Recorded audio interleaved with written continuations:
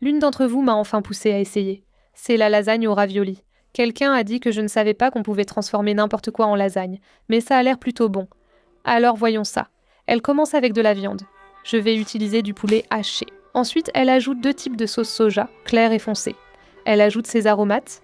Il y a des oignons nouveaux, du gingembre, de l'ail. Oh, j'ai oublié le sel et le poivre blanc.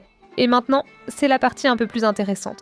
Je n'ai jamais vu ça avant sur de la viande, mais elle verse de l'huile chaude directement sur les aromates pour libérer les arômes. Est-ce que ça va cuire la viande ?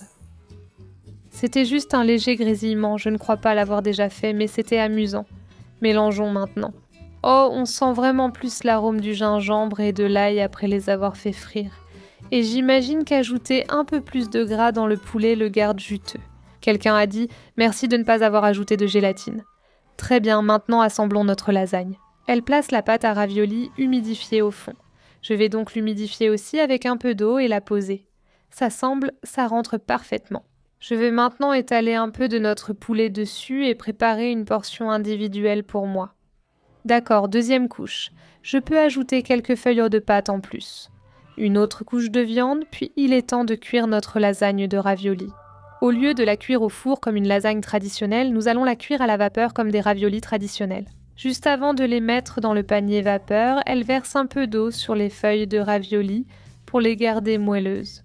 Nous allons la placer dans notre panier vapeur et la laisser cuire pendant environ 15 minutes. Comment vais-je faire pour la sortir après ? Pour être sûre qu'elle soit bien cuite, je l'ai laissée 21 minutes. Je pense que c'est prêt. Maintenant, comment vais-je te sortir de là ? Oh, c'est juteux.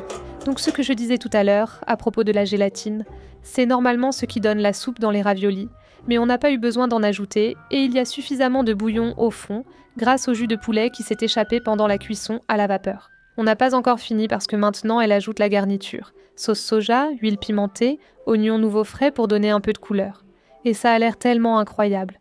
Je suis tellement impatiente de goûter ça. Merci de m'avoir taguée. Voyons si ça vaut le buzz. Donc, les raviolis de la couche supérieure collent un peu entre eux, ce qui rend la découpe un peu plus difficile. Mais regardez ces couches. C'est vraiment une lasagne de raviolis.